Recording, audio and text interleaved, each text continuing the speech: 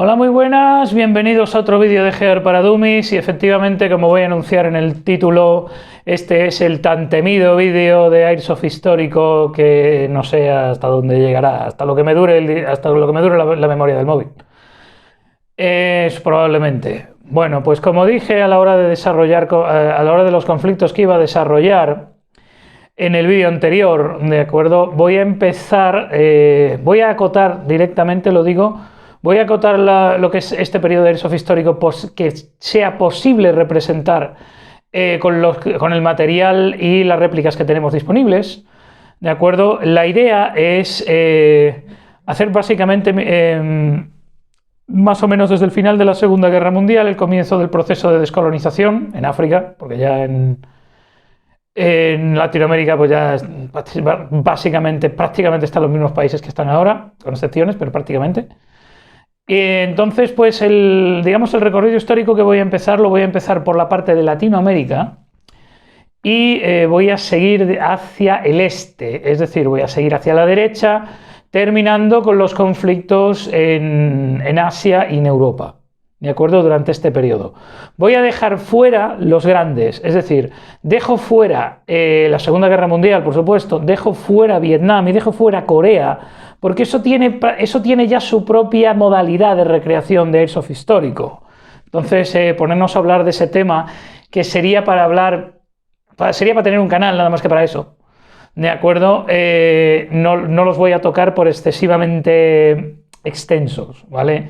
Entonces voy a procurar hacer un breve resumen de cada conflicto, por un lado, el tipo de ideas o de partidas que nos pueden dar y, por otro lado, el tipo de, pues eso, de uniformes o de réplicas que podemos encontrar a la hora de hacerlo y que debemos, si no queremos meternos tampoco en demasiados detalles o vamos a hacer una partida de este tipo al año a lo mejor, o vamos a hacer un par de partidas de este tipo durante toda nuestra vida de softwares, la idea sería básicamente no desentonar, ¿vale? No desentonar, no presentarse con algo manifiestamente fuera del periodo o manifiestamente fuera del conflicto y básicamente conseguir que en una partida de Airsoft histórico por lo menos haya algo de ambiente histórico, sino una fidelidad absoluta. ¿De acuerdo? También en cuenta que una fidelidad absoluta sería recreación y como ya sabemos este blog no es de recreación. O sea, básicamente vamos a enseñar, como he visto en algún comentario que me pusieron, un poco de pokémoneo histórico, por decir así, ese plan. Bien, el primer conflicto que voy a elegir, ¿de acuerdo? Ya que voy a esquivar, también lo digo, aquellos conflictos que en los que no intervengan potencias extranjeras. O sea, en los que no intervengan potencias extranjeras. Es decir, voy a dejar las revoluciones, voy a dejar las guerras civiles, porque esto no acabaría nunca. Teniendo en cuenta las zonas de conflicto, esto no acabaría nunca. Entonces, en este caso, voy a citar, pues eso, los conflictos más importantes en los que interviene de manera directa o indirecta, intervienen una nación extranjera dentro de otro país, de un tercer país a lo mejor, que fue básicamente la tónica de la Guerra Fría, que es el periodo que vamos a cubrir mayoritariamente. Bien, pues el primer conflicto que quiero citar, porque es el primero en el tiempo, ¿de acuerdo? Y empezando por Latinoamérica, el primer conflicto sería el de, aunque sea muy corto, sí cumple los hay más cortos, de hecho en la lista pendiente, sería la malogradísima, por chapucera y porque además el servicio secreto cubano tenía espías dentro de los supuestos libertadores de Cuba, sería el desastre de Bahía de Cochinos. El desastre de Bahía de Cochinos surge a partir de, bueno, 2 años después de la Revolución Cubana y el progresivo acercamiento, en realidad estaba desde el principio, pero le contó a la ONU lo contrario, aunque los hechos hablaban por sí solos, el acercamiento de Cuba al comunismo y por lo tanto a la Unión Soviética, pues convenció a los servicios secretos y al Departamento de Estado, de hecho, evidentemente Kennedy estaba enteradísimo de esto, o sea que no es como pasó en otros momentos que se hizo un poquito a espaldas del gobierno y el Senado, aquí todo el mundo sabía lo que pasaba, y básicamente la Bahía de Cochinos no fue otra cosa que una serie de voluntarios, entre comillas, mercenarios reclutados por la CIA para atacar Cuba conquistar un poco, de poner a Castro y buscar lo que ellos llamarían unas elecciones libres, que no era otra cosa que la restauración de un gobierno dócil a los intereses de Estados Unidos, como había sido el gobierno de Batista. Bien, bueno, pues en este caso, ya digo que por una serie de filtraciones, mala planificación, de hecho, para el exceso de celo que tuvo la administración Kennedy para que no se notara que eran los americanos, digo, no sé qué pensaban, aviones americanos, armamento americanos, en fin. No sé, en ese caso, pues salieron de Guatemala, si mal no recuerdo mal.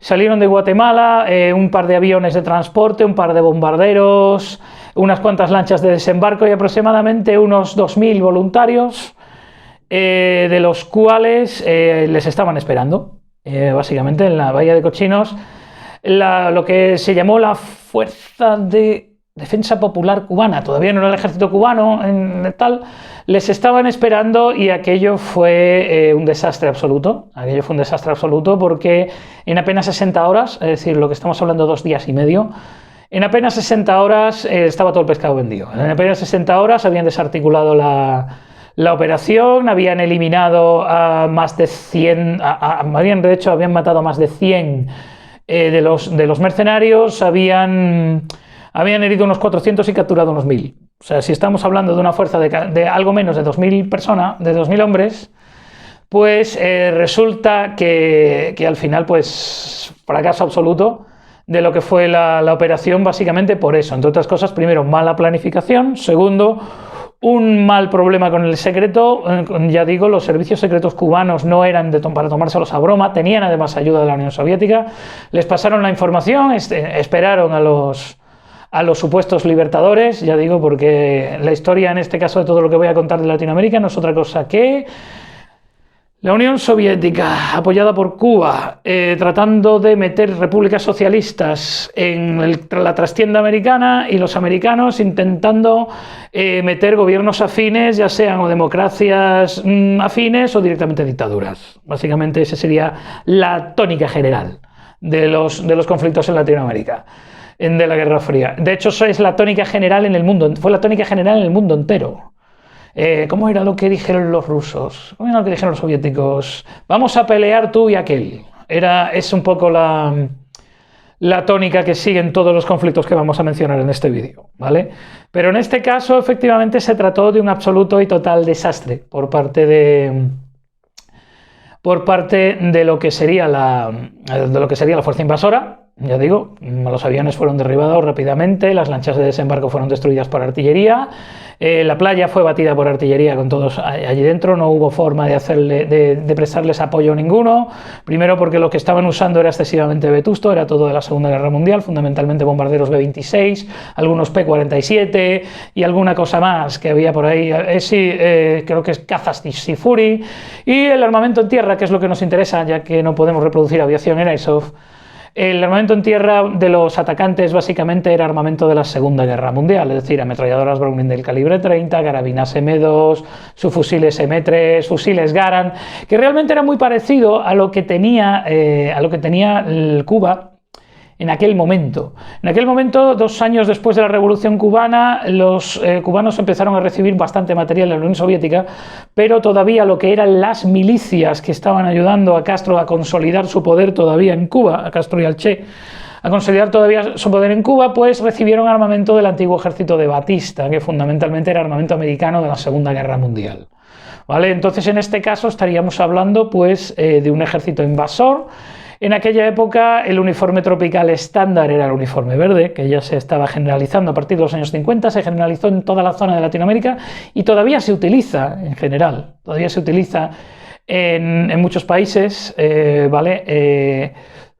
Por ejemplo, el verde, ya digo, ha sido mayoritario casi hasta los años 90 en la mayoría en los ejércitos gubernamentales, y luego lo que sería las guerrillas cubanas, pues evidentemente no llevaban ningún tipo de uniforme o uniformes verdes, más que nada, para evitar que fueran relacionados con Estados Unidos. Los americanos son unos ilusos, realmente son unos ilusos. O sea, no los van a relacionar con Estados Unidos, pero llevan armas americanas, lanchas americanas, aviones americanos, pero no llevan nada americano, no, para nada, en absoluto. Bien, pues en definitiva fue un auténtico desastre y básicamente lo que fue un... En tema de partidas nos pueden servir para tres cosas. La primera, lo que sería un desembarco, que básicamente la labor de los defensores sería mantener en la playa durante un tiempo X o directamente eliminar, dependiendo del número de vidas, a todas las tropas invasoras. La labor de los atacantes sería tomar una serie de instalaciones o de puntos clave que les permitiría, en este caso, pues anunciar al pueblo cubano que habían llegado sus libertadores, los de verdad, esta vez. En fin. Y en este caso, pues esas serían, digamos, los dos tipos de partidas que podemos tener.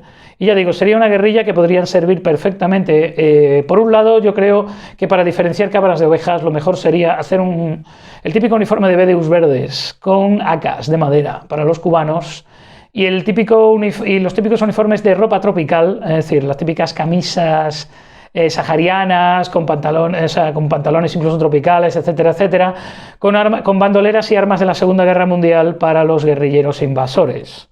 ¿Vale? No es tan sencillo, ni mucho menos, si buscáis las fotos es más complejo, pero eso nos permite distinguir un poco las tropas cubanas, las tropas del gobierno cubano, vamos a decirlo claro, porque le gusta o no le gusta a la gente, eran las tropas del gobierno cubano, y contra las tropas de invasión, los mercenarios de invasión pagados por la CIA.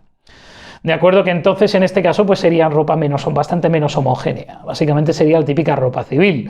Lo que pasa que al ser un evento, digamos, histórico, pues ahí ayudarían eso, pues llevar las típicas camisas de mangas cortas, de bolsillos, camisas clásicas de mangas cortas, pantalones de estilo tropical, etcétera. Cosas que no sean muy modernas tampoco, y bueno, y por supuesto todo correaje y armamento de la Segunda Guerra Mundial, sin duda. Y luego pues estaría el lado cubano, que aunque si no lo hacemos escrupulosamente, pues realmente pues tendríamos que empezar a usar armamento soviético, preferentemente, ya digo, fundamentalmente todo AK de madera y toda SKS Simonov o incluso Mosin Nagant, que se pueda conseguir por parte cubana con sus BDUs verdes. Sería la historia. Y esta es un poco lo que es el trasfondo y el tipo de misiones y el tipo, digamos, de armamento que nos podemos encontrar en un asalto a la bahía de Cochinos. ¿De acuerdo? Si alguien lo quiere. Por supuesto, de aquí a toda la documentación necesaria que podéis encontrar en internet, que es copiosa, hay mucha en español escrita desde Cuba, hay mucha en español escrita desde Miami, hay mucha en español escrita en inglés escrita en Estados Unidos, hay incluso traducciones de papeles desclasificados soviéticos, hay mucha información sobre lo que es la invasión de Bahía de Cochinos, para poder documentarse para los perfiles de misiones y concretar un poco más el tema de uniformes. Pondré links a todo esto para que os podáis enterar un poco más o menos de lo que va el conflicto y sacar vuestras propias ideas tanto para para equipación como para partidas. Bien, ese es el primer conflicto. El segundo conflicto que quiero citar, voy a pegar un salto grande en el tiempo, voy a dar un salto de casi 20 años y me voy a ir a Nicaragua. Me voy a Nicaragua básicamente a la revolución sandinista contra Somoza, la revolución del hoy día presidente todavía de Nicaragua, Daniel Ortega. Después de la restauración de la democracia en 1990, pues el tío se presentó en 2007 y ahí sigue el tío con 74 años, sigue siendo presidente de Guatemala.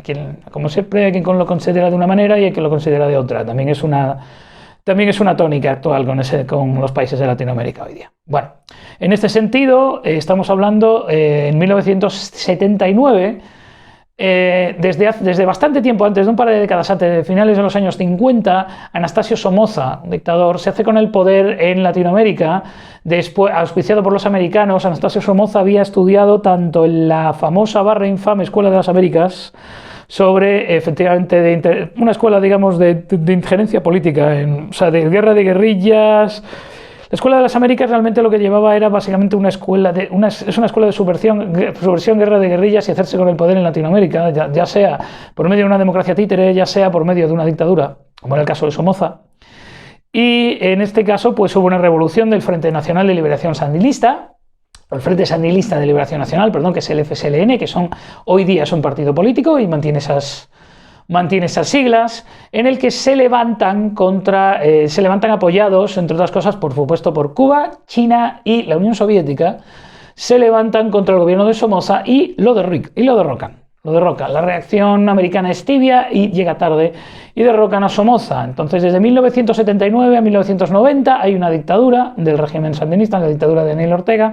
En 1990, ya por la presión internacional y la caída del muro, provocan una transición democrática encabezada por Violeta Chamorro.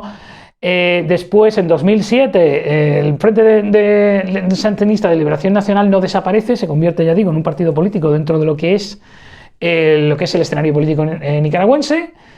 Y en 2007, si mal no recuerdo, vuelven los sandinistas al poder y hasta hoy. Bien, pero lo que de verdad nos ocupa aquí, básicamente porque tendrá unas consecuencias bastante importantes para la presencia norteamericana en Latinoamérica, la presencia y la opinión norteamericana en Latinoamérica, es el escándalo del Irán-Contra. El escándalo del Irán-Contra es que desde 1979-1980 en adelante, desde la vecina Honduras, la CIA auspicia una serie de mercenarios que son antiguos militares de Somoza, huidos, antiguos partidarios de Somoza y otros mercenarios reclutados en otros países latinoamericanos, hacen una guerrilla anticomunista que se pasa los siguientes 11 años luchando contra el gobierno sandinista. Bien. Aquí la Contra, por supuesto auspiciada por la CIA, tuvo un problema, y es que a partir de 1979 había una doctrina un poco para frenar el intervencionismo, para frenar las consecuencias negativas del intervencionismo en Latinoamérica. Le prohíben de boquilla, hay una orden ejecutiva del presidente Ford que prohíbe de boquilla interferir directamente a la CIA, o sea, derribar gobiernos y volverlos a poner, los prohíbe de boquilla. Entonces, ¿eso qué ocurre? Ocurre que el Congreso, como hay una orden ejecutiva que Reagan no quita de en medio, nadie sabe por qué, pero Reagan no quitó de en medio en el año 80 cuando llegó, prohibió el apoyo directo de la CIA, le quitaron los fondos. Básicamente el Congreso lo que hace es quitarle los fondos a la Contra, y resulta que lo que hace en este caso la CIA es a través de un coronel, un miembro de la CIA, se dedican a venderle armas a Irán en su guerra contra Irak. Porque básicamente, aunque en la segunda mitad de los años 80 se llegó a apoyar a Irak, en la famosa fase de es un hijo de puta, pero es nuestro hijo de puta, se llega a apoyar a Saddam hasta cierto punto, hasta que se vuelve amigo de los soviéticos. Dura la cosa 2 años, del 85 al 87 más o menos. Y básicamente, porque lo que querían era primero que los iraníes debilitasen a los iraquíes, ¿de acuerdo? Y después que los iraquíes debilitasen a los iraníes porque se estaban convirtiendo en una potencia bastante hegemónica y amenazaba directamente a Israel. Con lo cual eso para los americanos es automáticamente, es una cuestión de fe, más que nada, sean o no sean judíos, es una cuestión de fe en el gobierno americano. El tema de mantener, por supuesto, a su mayor aliado en la zona, a su mayor e irreductible aliado en la zona, que es Israel. Entonces, cuando ya la cosa entre Irán e Israel se puso realmente tirante, pues decidieron apoyar a Saddam en su lucha contra Irán infructuosamente, y de hecho con el dinero obtenido por la venta de armas a Irán, ya digo que estamos hablando de que en 1980, por la crisis de los rehenes de Teherán, estaban ahí poco más o menos, que nadie sabe cómo en aquel momento, bueno, sí, se sabe, básicamente por los soviéticos no lo hubieran permitido, o sea, hubieran dicho, perdona, y hubiera sido un conflicto mucho más gordo de lo que es hoy día el conflicto de Oriente Medio, imaginad, ¿vale? Prohibió lo que fue una intervención directa en Irán después de la caída del Shah, que por cierto también primero fue apoyado, otro que también fue primero apoyado y después dejado tirado por la CIA, porque no les convenía, pensaban que Khomeini liberaría tal, mucho pensaban estos, como siempre. En este caso, pues llegaron a apoyar a Irán, y entonces con el dinero de la venta de armas a Irán, pues se apoyó a esta contra nicaragüense, a esta guerrilla anticomunista, que básicamente no llegó a pasar nunca, no llegó a amenazar Managua nunca, no llegó a hacer gran cosa, aunque sí que mantuvo en conflicto el país entero durante una década. No llegó a hacer mella en el gobierno, no lo permitieron. Decíamos que la ayuda externa no lo permitió, y no pudieron en ningún momento, ya digo, amenazar Managua, ni derribar al gobierno de Ortega, ni demás. Entonces el gobierno de Ortega se sostiene, más mal que bien, bastantes conflictos, bastantes muertos, una guerra bastante cruenta, ¿vale? Además, una guerra que efectivamente provoca, pues, hasta cierto punto, casi convirtió el conflicto en una guerra civil, porque Ortega había llegado por la fuerza y no todo el mundo estaba conforme. Entonces, se produce una guerra, ya digo, una guerra fronteriza, básicamente una guerra de buscar y destruir. Lo que sería es una guerra de defensa de instalaciones clave, contra una guerra de guerrillas clásica de infiltración, observación, destrucción, interrupción de vías.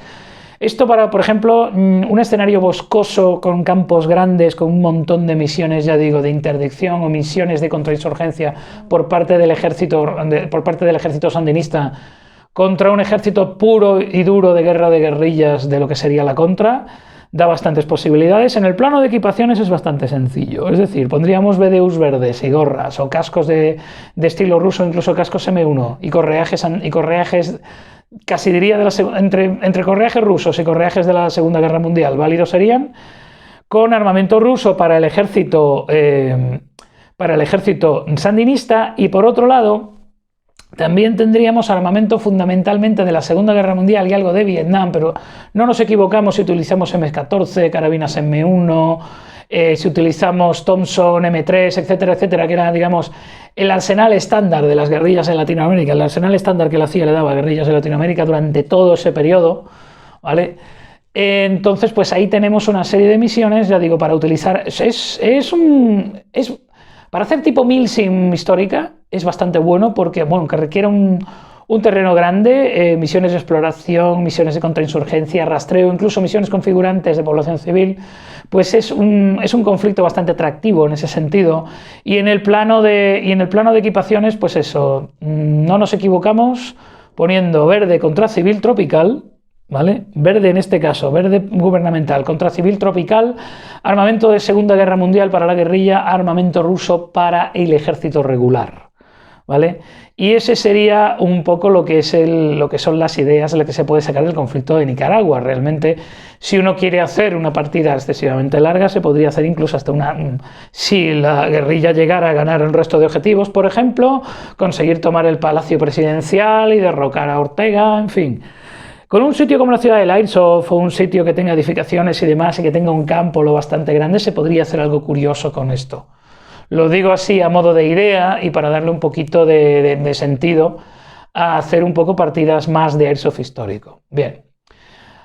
Como digo, esto ya termina en el año 90 con unos acuerdos de paz auspiciados por la ONU, una transición democrática, etcétera, etcétera. Y bueno, yo creo que dicen por ahí, lo último que he leído es que dentro de lo que todavía sigue siendo una democracia, pero que los sandinistas están volviendo un poco las andadas. En fin, ya veremos en qué termina todo eso. Total, que ahí dejamos, en este caso, ya digo, del 79 al 90, dejamos lo que es el conflicto de Nicaragua.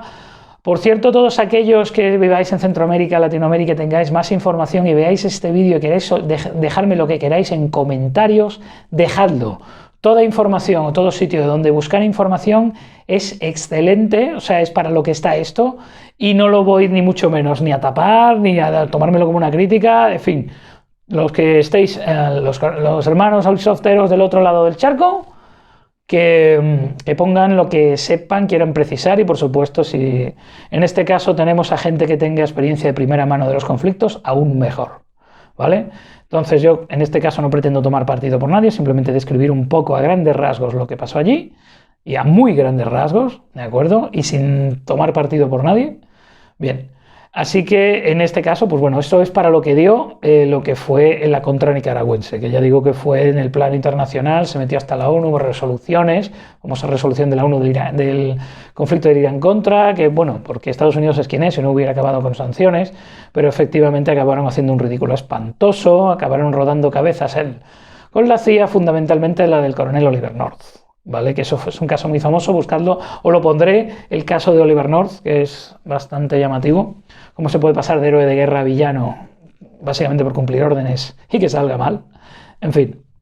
Bueno, en ese sentido dejamos ahí ya lo que es el conflicto sandinista en Nicaragua, nos vamos al siguiente conflicto, ¿vale? Que sería, lo vamos a poner en el año 82, que sería el conflicto de las Malvinas, que dura aproximadamente entre marzo y junio, abril, ¿no? Primeros de abril, porque aunque las Malvinas son ocupadas en marzo del 82, la reacción británica no llega hasta abril, el conflicto no empieza hasta primeros de abril. Así que el conflicto de las Malvinas, de acuerdo, no fue otra cosa que durante la dictadura de Videla, hay, digamos, para desviar un poquito del foco de atención, más por estilo americano, ¿no? La verdad, básicamente los problemas de corrupción, de los problemas de desórdenes sociales, etcétera, etcétera, que conllevaron, o sea, que llevaron a la dictadura argentina y que continuaron durante la misma, pues se hizo una reivindicación nacionalista muy propia de la época y se acabó mandando el grupo de combate 41, formado por varios barcos, entre ellos el buque insignia de la Armada Argentina entonces, el crucero reconvertido General Belgrano, una serie de unidades de desembarco y una serie de unidades terrestres de Infantería de Marina Argentina y del Ejército Argentina terrestres. El ejército argentino se ocupa por Stanley, se ocupan las ciudades, o sea, lo que es las localidades más importantes del archipiélago de las Malvinas, y se arría la bandera británica y se hizo la bandera argentina. Bien, la dictadura de Videla no se imaginaba que se la estaba jugando con la Dama de Hierro.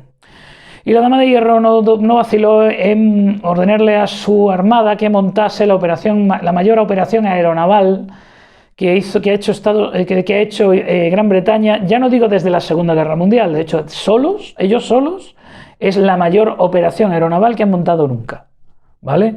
Mandaron a sus 2 portaaviones, mandaron una serie de flotilla de cruceros, barcos de aprovisionamiento, 24 aviones de combate Harrier, un regimiento de Royal Marines, creo que un batallón de comandos, luego mandaron al SBS y al SAS, en unidades que ahora mismo no controlo, creo que aproximadamente son unos 100. Creo que mandaron el 22 entero, el SAS mandaron una serie de unidades, con el objetivo efectivamente de recuperar las islas y expulsar a los argentinos.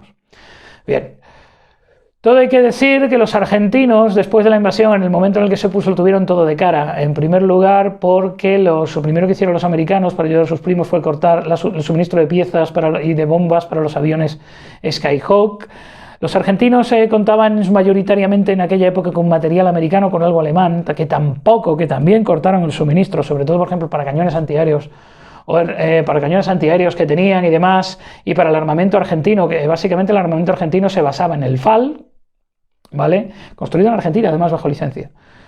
Basado en el FAL, pero el armamento era básicamente muy Segunda Guerra Mundial. Ametralladoras M3, correajes de cuero, cascos M1, uniformes verde amarronado, evidentemente de invierno, ya que por mucho que marzo-abril sea el otoño austral, o sea que todavía era otoño temprano austral, estamos hablando de un archipiélago que está está muy al sur, bastante cerca del océano Antártico, entonces pues hace frío o mucho frío, no hay más opciones.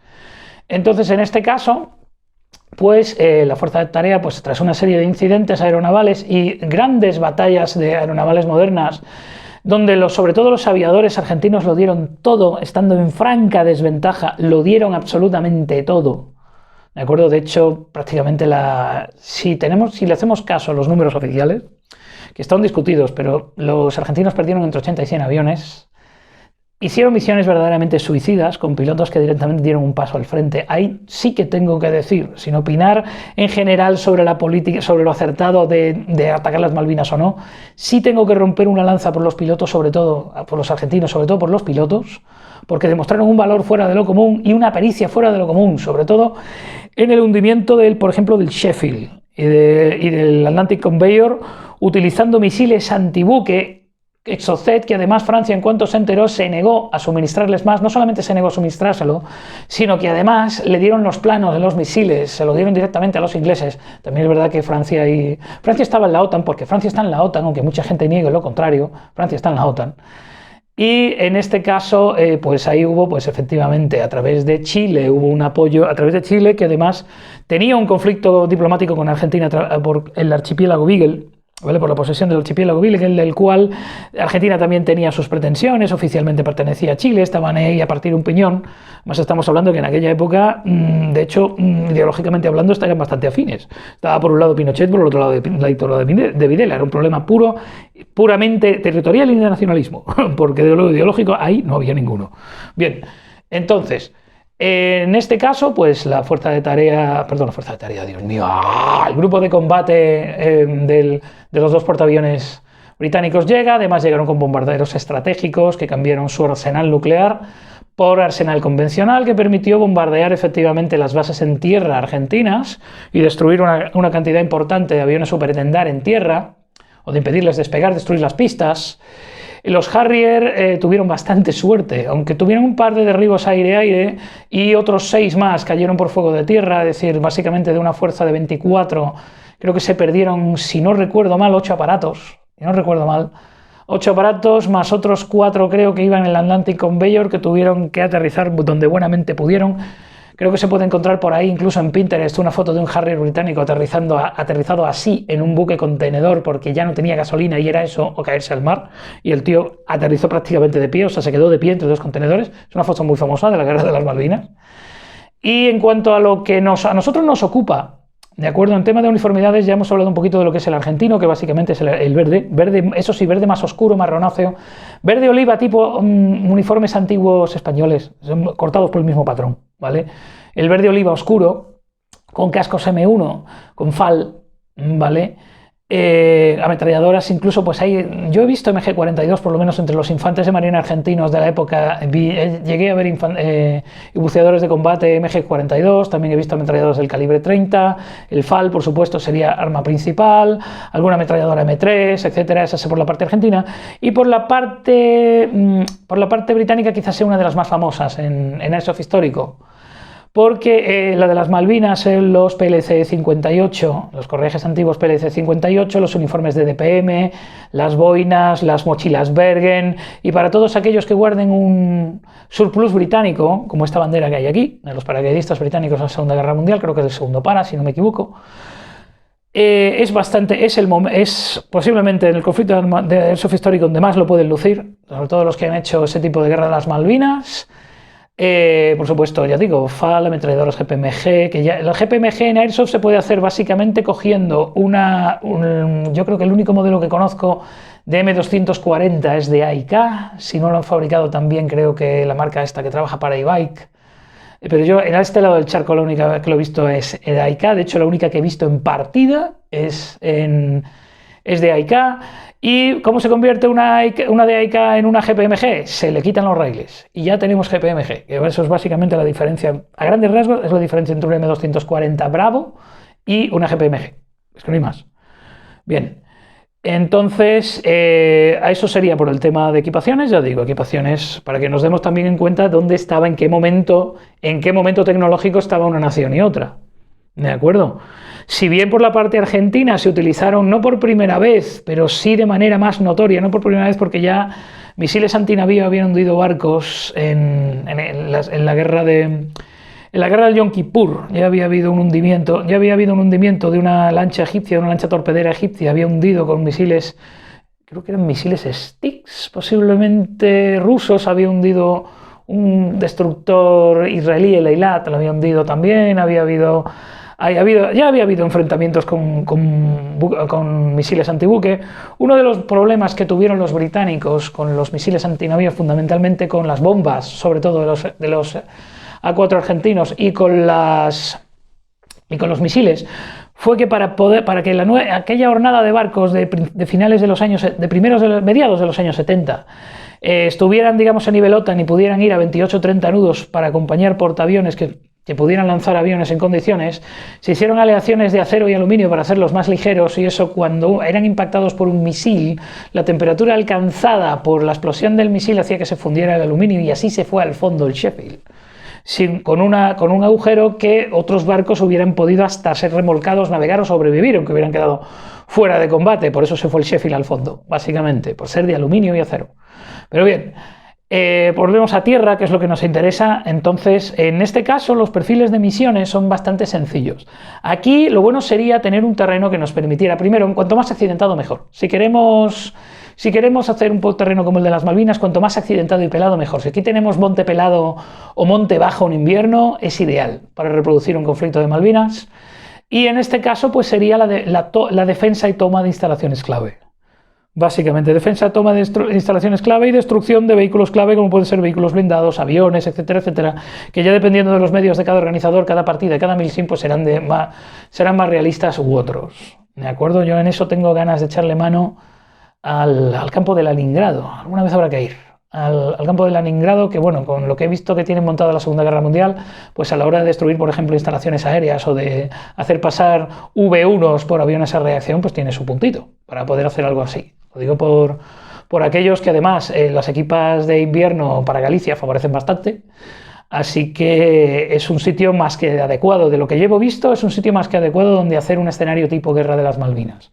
Y básicamente es eso, serían partidas en las que tenemos comandos británicos, fundamentalmente, aunque también había tropas regulares, pero fundamentalmente Royal Marines, Royal Commandos británicos, SAS y SBS intentando recuperar instalaciones clave, y luego tendríamos a los argentinos defendiendo dichas instalaciones. ¿De acuerdo? Esa sería una opción, realmente, incluso con algunas variantes que si alguien pregunta puedo dar algunas visiones. La Guerra de las Malvinas es una guerra que he tenido información de primera mano en mi casa, debido a que mi padre es militar retirado, marino de guerra y bueno, estudioso por supuesto de su profesión, y tengo todo un tesoro de libros del tema, escrito además por argentinos, por británicos, por americanos, chilenos, etcétera, etcétera. Tengo una buena cantidad de material en casa. Y el que quiera, pues se le puede dar también líneas a grandes rasgos. Además os recomiendo internet, a ver si, ya digo que pondré enlaces de todo esto para que lo veáis para lo que es el tipo. Entonces las Malvinas, pues tuvo, la Guerra de las Malvinas, el perder las Malvinas y ser bastante, o sea, ser vapuleados, no vamos a decir humillados, porque yo, sinceramente, los argentinos con lo que tenían hicieron todo lo que pudieron y un poquito más. Todo lo que pudieron y un poquito más. O sea, de hecho, podemos decir tranquilamente que los ingleses se fueron victoriosos pero calentitos, se fueron a su casa. Además tuvieron bastantes pérdidas, sobre todo con la pérdida del Sheffield tuvieron bastantes pérdidas, bastantes muertos. Entre ellos un accidente con un helicóptero, con un Westland. Un helicóptero Westland que se despegó del Invincible, tuvo un mal golpe de viento, se cayó al mar como una piedra y creo que se ahogaron 20 y tantos SAS, si no recuerdo mal. Tendré que verificarlo, pero fue bastante serio.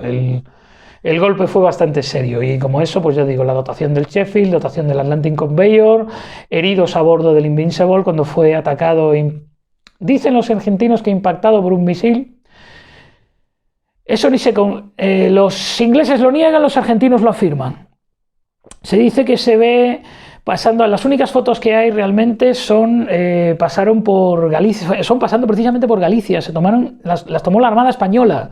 Cuando pasó frente a las costas gallegas, el Invincible camino de Portsmouth, pasó cerca, bueno, no frente a las costas gallegas, evidentemente, pero los barcos que estaban estacionados en Ferrol entonces, la 31 Escuadrilla de Escolta salió y tomó fotos, y por lo visto a partir de esas fotos se aprecian desperfectos en la cubierta de vuelo, que no se sabe muy bien si fue efectivamente un Harrier accidentado, ya digo que se perdieron varios, o los impactos de bomba o misil que claman los pilotos argentinos. Ya digo que esto, los ingleses dicen una cosa, los argentinos dicen otra.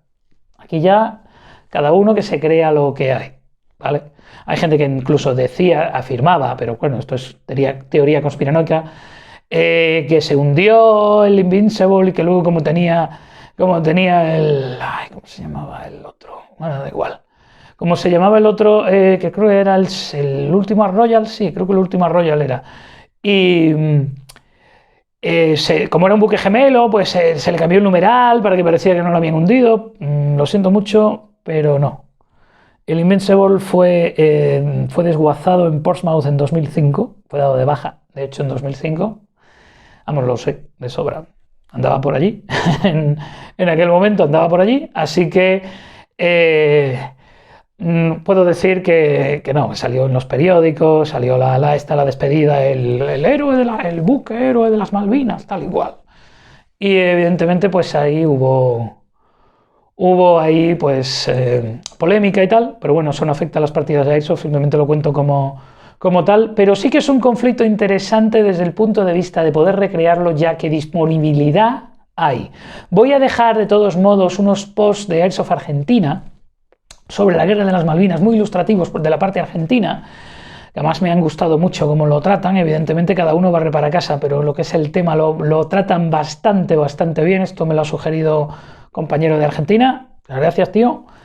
Y voy a ponerlos los enlaces porque me ha parecido muy interesante. Y para la parte británica tenéis las páginas del Museo Naval de Portsmouth, sobre todo, y imágenes también del Imperial War Museum, que tiene también su sección de la Guerra de las Malvinas, etcétera, etcétera, para investigar un poco más de lo que era. Sí que lo recomiendo por el tema equipaciones, sobre todo por la parte británica, porque el surplus británico que se utiliza es relativamente fácil de encontrar, aunque hay que saber exactamente el qué, porque no todo el surplus es igual. De hecho, poco después los correajes PLCE se cambiaron, es decir, el PLCE pasó al siguiente tipo y se cambiaron, entonces pues no vale cualquier PLCE, si lo queréis hacer exactamente, claro.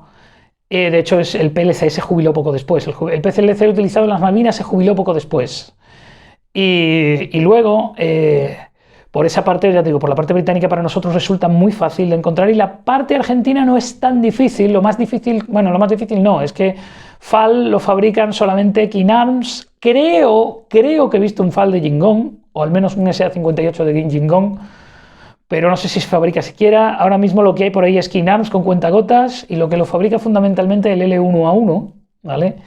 Que sería el correcto, el británico, y ese lo fabrica Ares, y es caro, es madera real y demás. Estamos hablando de un fusil de 600 y pico de pavos, más las modificaciones oportunas. Es decir, es caro, pero yo creo que, mira, si os gusta el airsoft histórico y de vez en cuando hacer algo diferente, yo creo que un FAL es una inversión tan buena, o incluso mejor si queréis darle personalidad, es tan buena, además lo voy a citar varias veces a lo largo de este vídeo, como puede ser el AK, el airsoft histórico. Es decir, es el AK occidental.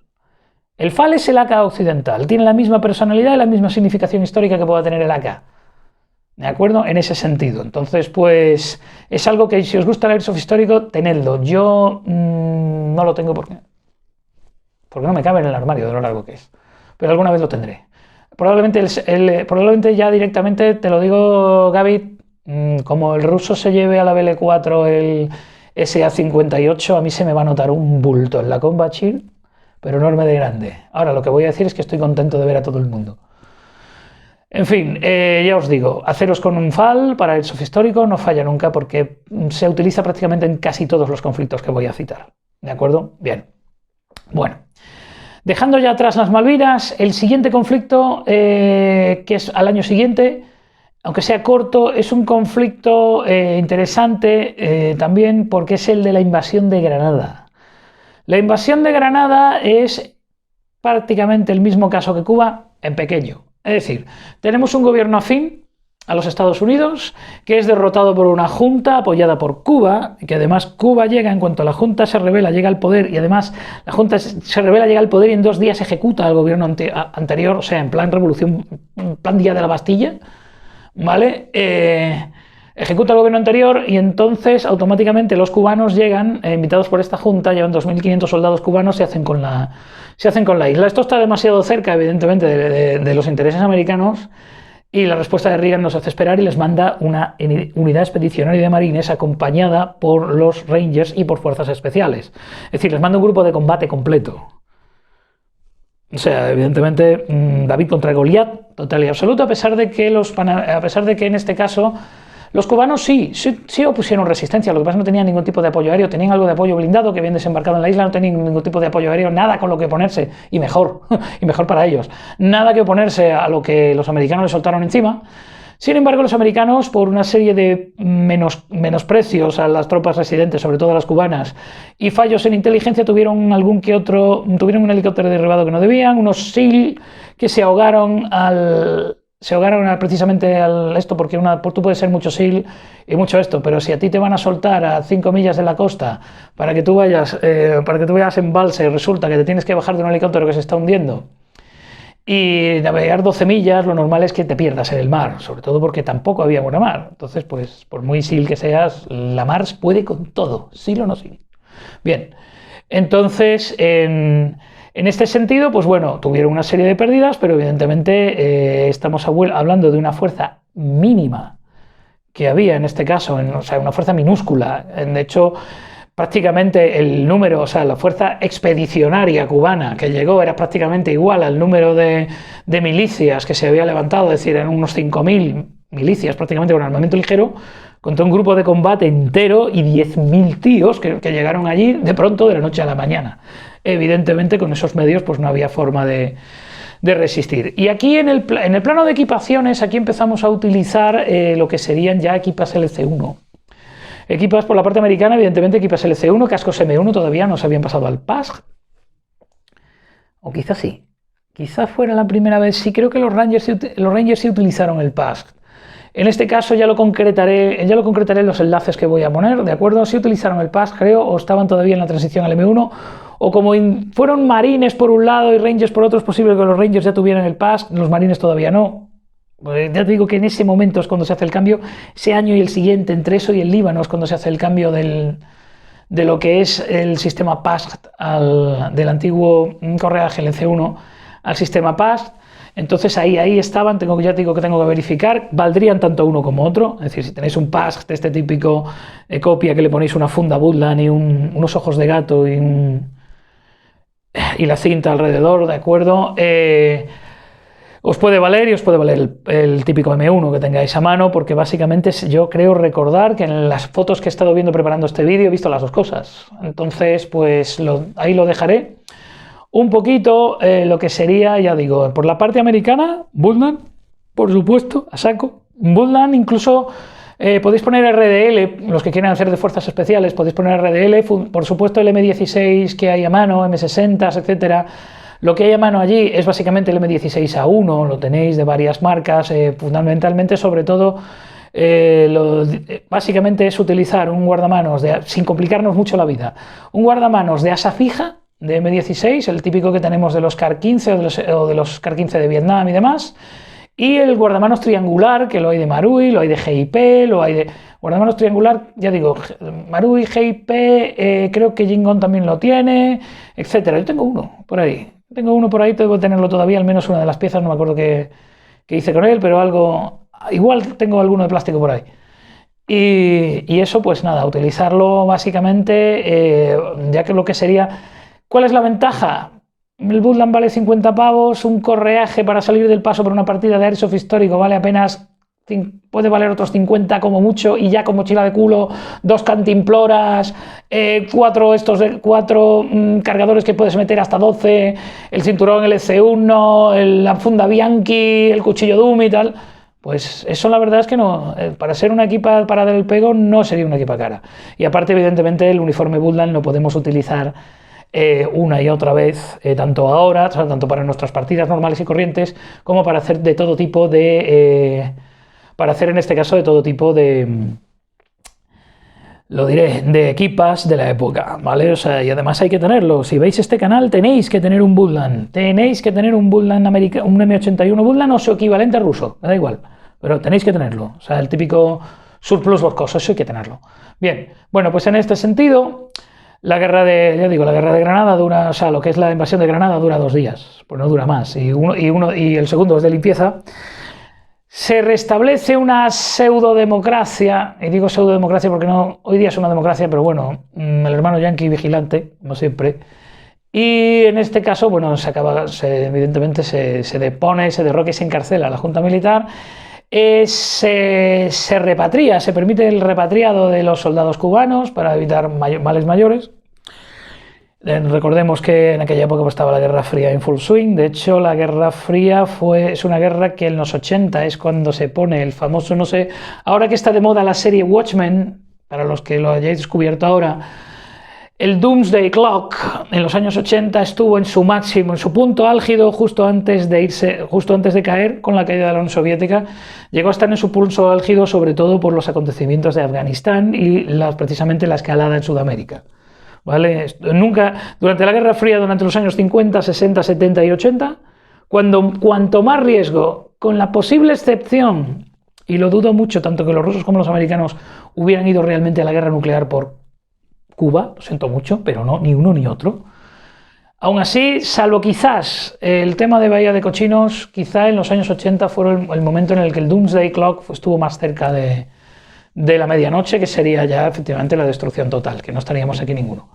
Bueno, pues en esta historia, pues poco más tiene que contar, porque básicamente fue una patada en la boca, evidentemente, de David. O sea, en este caso Goliat ganó, David la onda era demasiado pequeña y Goliat se traía una cachiporra de 2 metros de alto, así que traía el bate de Lucille, el bate este de The Walking Dead, lleno de pinchos. Así que directamente, pues nada, aquello se terminó en un par de días.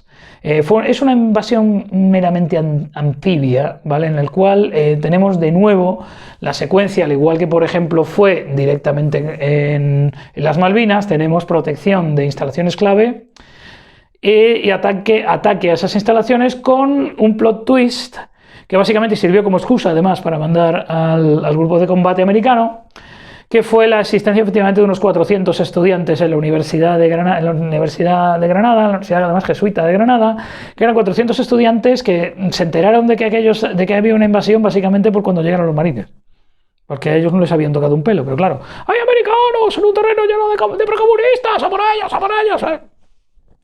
Ya sabéis cómo son. En fin, así que en este sentido, pues eso es para lo que dio la invasión de Granada. Recomiendo la invasión de Granada, aunque no sea en absoluto fidedigna en cuanto a equipaciones. Sí que os cuento un poquito lo que se llegó a mover para la invasión de Granada y más o menos de qué conquistó la cosa, ese viejo clásico que ya tenemos que haber visto todos, que es el Sargento de Hierro. ¿Vale? El Sargento de Hierro, ya digo, trata de eso. Tiene la última media hora de la película, es la invasión de Granada, y os puede meter un poquito en situación, un poquito de cuál fue la labor efectivamente de los marines de reconocimiento que fueron por delante, al igual que un salto de combate de los Rangers, etcétera, etcétera, y al final pues todo terminó en una grandísima patada en la boca del tío Sam aquella junta, no aquella junta, la junta fue lo que sustituyeron, sí, aquella junta popular que intentó instaurar un régimen socialista en Granada, no durante la guardia de Reagan, desde luego. Bien, bueno, en este caso, ahí dejamos lo que es el caso de Granada, Latinoamérica, y pasamos al siguiente conflicto. En Latinoamérica ya digo que voy a saltarme el tema de las FARC, primero porque en las FARC no intervino, aunque sí hubo muchísima ayuda americana, no intervinieron activamente, o sea, no hubo tropas, teóricamente que se sepa. No hubo tropas americanas combatiendo en Colombia, en la selva contra las FARC. Además, el conflicto ya lo traté en el otro vídeo, así que me lo voy a saltar y voy a ir directamente al final de la década, voy a ir directamente al año 89, a la operación Causa Justa, que es la invasión de Panamá. Vale, la invasión de Panamá es una invasión que viene dada por el cambio, digamos, de bando del general Noriega. El general Noriega se había hecho con el poder en Panamá gracias a la CIA, deponiendo al gobierno anterior, con la promesa de precisamente pararle los pies al narcotráfico y al comunismo. Esas eran las dos misiones de Noriega. Noriega evidentemente vio el dinero que le daba la CIA, los narcos colombianos llegaron con muchísimo más dinero y le dijeron, mira, lo único que tienes que hacer es mirar hacia otro lado y llevarte tu parte todos los días. Y entonces ahí además coincidió con que, sobre todo los años 80, finales de los años 70 y los años 80, sobre todo cuando la cocaína, más que la heroína, se hace popular y además se universaliza, porque el problema de Estados Unidos no empieza a meterle mano de verdad al problema de la droga cuando pasa de ser una cosa marginal, es decir, una cosa de pobres, cuando la droga es la heroína, se meten los pobres en sus barrios, a ser heroína que se meten ya los universitarios, y sobre todo cuando la cocaína se convierte en la droga de moda, la cocaína y el crack subsiguiente se convierten en la droga de moda en las fiestas, digamos, en las universidades de élite, ya empieza a afectar ya a las familias de los adinerados. Sobre esto recomiendo una película de Steven Soderbergh, excelente, por cierto. En este sentido, si la veis con el sentido crítico que hay que verla. Es decir, yo creo que Steven Soderbergh pretende una cosa y los que estamos al otro lado del charco vemos otra. Bien, en este sentido, la película lo que trata es básicamente de la escalada del problema cuando Estados Unidos empieza a tomar cartas en el asunto, básicamente porque ya son sus niños bonitos los que están ya consumiendo droga por kilos.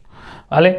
Entonces ese es el problema, la violencia que trae, sobre todo la violencia que trajo evidentemente el reparto, además con los carteles en aquella época, pues en el año 89 estaban ya en pleno auge la guerra del cartel de Sinaloa contra el cartel de Medellín, que terminó además con la caída fue un poco de todo, con la caída de Pablo Escobar, que todos hemos visto en la serie Narcos en el año 93.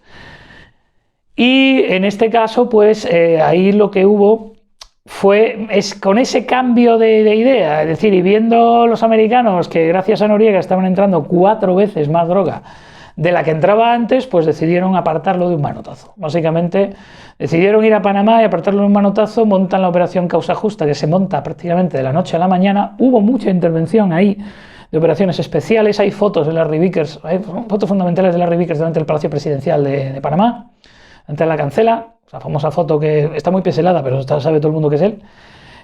Ya con las primeras, aquí hay cambios en la equipación, sobre todo en la americana, porque ya se empiezan a ver los primeros chorrillos, los primeros chalecos, ¿vale? Se ven SEAL incluso con el Colt 625 y los primeros AVA, ¿vale? Ya se empiezan a ver, sobre todo por la parte de los Rangers, se empieza a utilizar de manera limitada el Ranger Body Armor. Todo el equipo fundamental del resto de fuerzas invasoras de Panamá es fundamentalmente ya el LC1, LC2, también en transición de uno a otro. Y por la parte panameña, pues lo que tenemos es el típico ejército tropical de color verde, es decir, además con los uniformes, los BDUs típicos de color verde. ¿Se capturaron armas rusas? Sí, sobre todo con armas rusas. Armas rusas que llegó, claro, eran más baratas, eran más fáciles de obtener. Y evidentemente, teniendo en cuenta lo que eran las guerrillas de los países de alrededor, pues al ejército panameño le resultó muchísimo más fácil obtener armamento soviético, muchísimo más barato que obtener armamento que podían obtener por medio de restricciones o a precios prohibitivos, que era lo que le venía desde Estados Unidos. Entonces aquí tenemos efectivamente BDU verde tropical con arma rusa contra, también pondré, ya digo, enlaces a fotos, colecciones, etcétera, lo pondré de todos estos conflictos. Y aquí pues lo que tenemos básicamente es una toma de instalaciones fundamentales en las cuales yo en este caso recomendaría que, por ejemplo, las tropas invasoras tuvieran que tomar estaciones de radio, aeródromos, prisión, porque también hubo una liberación de un oficial americano que había sido detenido junto con su mujer, unos días antes había sido detenido y agredido, ¿de acuerdo? Aunque las circunstancias son un poco... Hay poca confirmación por la parte panameña de esto, pero sí que es verdad que por lo menos se les ordenó liberar a un teniente, creo que era un teniente de una de las bases americanas en Panamá City, y fue capturado junto a su esposa, encerrado en un cuartel y fue, por lo visto, bastante maltratado, le dio una manta de hostias al pobre. Y en este sentido, pues hubo una misión de rescate, por parte además de los Delta, creo, de este tipo, básicamente. De este tipo, y entonces pues habría un asalto a prisión, liberación de rehenes, asalto a Palacio Presidencial y una serie de partidas que podemos tener ahí, ya digo, de esa parte de fuerza invasora de decir, tengo que defender estas instalaciones durante X tiempo. Si lo consigo durante X tiempo, interviene esta internacional, se para el conflicto y yo por lo menos gano tiempo, y que se te pare el conflicto y que los americanos se queden así y no bajen el puño, pues ya es una victoria para muchos países pequeños.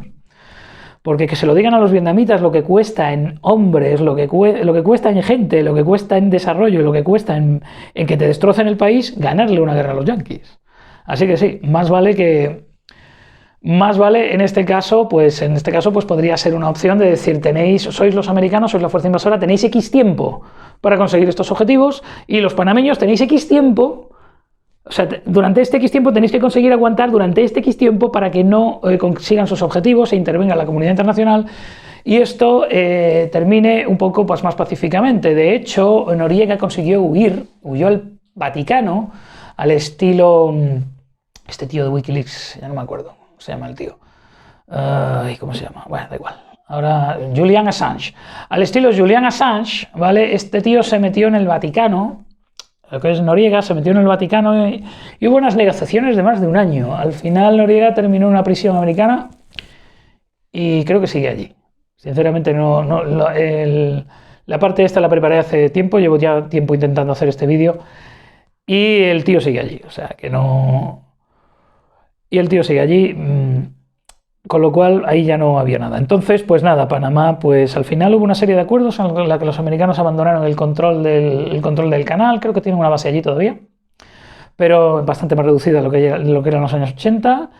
Y entonces en este caso pues allí lo que hubo fue eso, deposición automáticamente de Noriega y unas elecciones democráticas que menos mal que tuvieron observadores, que ya fue una cosa más seria, observaciones internacionales, etcétera, etcétera, a lo que es Panamá hoy día, hasta lo que es Panamá hoy día. Pero en este caso el conflicto que nos da es interesante porque ya podemos por la parte americana empezar a hacer esas equipas, operaciones especiales old school, ya con las cositas que van apareciendo, ya digo, primeros chalecos, CAR 15, etcétera, etcétera, y mantener ese swag de operaciones especiales. Yo os digo que si buscáis Delta Force Just Cause, Operation Just Cause, hay un montón de material gráfico, pero un montón de material gráfico para ver, y realmente pues se pueden hacer cositas con el material que tenemos bastante curiosas. Los que queráis simplemente figurar, pues ya sabéis, el típico casco PASC, no os equivocáis, el correaje LC1, LC2 y uniforme Woodland, o Mi81, no falla, ¿vale? Entonces por la parte de uniformes, hacerla así, ¿de acuerdo? Sería bastante sencilla. Y por lo tanto, pues sería un conflicto bastante, o sea, en este sentido, hasta cierto punto, la parte de operaciones especiales es más compleja, pero sería relativamente sencillo de reproducir por la parte de equipaciones y sería bastante entretenido lo que son las misiones a la hora de realizarlas, sobre todo para terrenos que tengan posibilidades, o por ejemplo terrenos con muchas edificaciones serían ideales. Yo, al día que alguien deje, yo qué sé, una antigua pista, un antiguo aeródromo abandonado y lo convierta en campo, se lo peta. El que lo haga, lo peta. Bien, o se construya un aeródromo fake dentro de un terreno, que también, que solo hace falta alisar una parte del terreno y montar una torre con esto GESCO y ponerle a lo mejor forma, ya no digo ni cristales, forma de torre de control, vamos, que claro, como todo es dinero y todo es ponerse. Pues bueno, dado que llevo una hora y voy directamente con la primera parte de 3, voy a dejar este vídeo aquí, voy a ver la acogida que tiene, voy a dejar este vídeo aquí sobre el soft histórico, ya os digo que los enlaces van a ser bastante más útiles que esta charla, pero simplemente para que veáis un poquito las posibilidades que tienen los conflictos de Latinoamérica desde, en este caso, 1961 hasta 1989, ¿vale? Ahí, para que veáis, ya os digo, las posibilidades, limitándome a conflictos, ya digo, donde intervengan potencias extranjeras, que para guerras civiles, revueltas y demás, tenemos de sobra. Y además conflictos modernos, ya con Venezuela de por medio, ahí ya se ocupan otros. Ahí ya no os meto, que se ocupan profesionales, yo solamente estoy haciendo sugerencias. Bueno, pues en definitiva, como llevo una hora, lo voy a dejar aquí. Lo voy a dejar aquí porque además no voy a tener ni batería ni espacio para poder seguir, porque además todavía me queda en África, Europa y Asia. Y así de paso me lo preparo más. Así que vamos a ver qué acogida tiene este vídeo de una hora, para que lo podáis ver. Voy a poner enlaces para que tengáis un poquito más vista del material. Y los que, ya os digo, por la parte de los amigos del otro lado del charco, que veáis esto, pues todas las precisiones, todas las correcciones, todas las adiciones que queráis hacer en los comentarios, tanto por aquí como por el grupo de Facebook de Her para Dummies, son bienvenidas. Todas, por muy destroyer que sean, por muy que me digas no tienes ni puta idea, me vale, siempre y cuando me corrijas y me digas esto fue así, asado. ¿Vale? O sea que el no tienes ni puta idea es admisible, simplemente que sea constructivo, es decir, por esto y por esto. Así que no os preocupéis, que yo comentarios no borro, ya os digo que bastante bien me habéis tratado hasta ahora, y si alguien quiere corregir algo, por favor, me ponga en el buen camino, me diga, no, mira, no sabes nada, mírate esto, tal, por lo menos, y ya por lo menos me informo y hago mi fe de ratas, ¿de acuerdo? Bueno, pues un vídeo de 1 hora y pico. Bueno, perfecto. Pues nada, como ya hemos terminado los conflictos en Latinoamérica, lo dejo aquí, a ver qué acogida tiene, a ver si os quedáis con ganas de más o no. Y ya por ahí, ya entonces ya veré si lo desarrollo, si acabo haciendo un mega post, ya lo que me digáis que sois capaces de aguantar. Muchas gracias por estar ahí hasta ahora y muy buenas noches.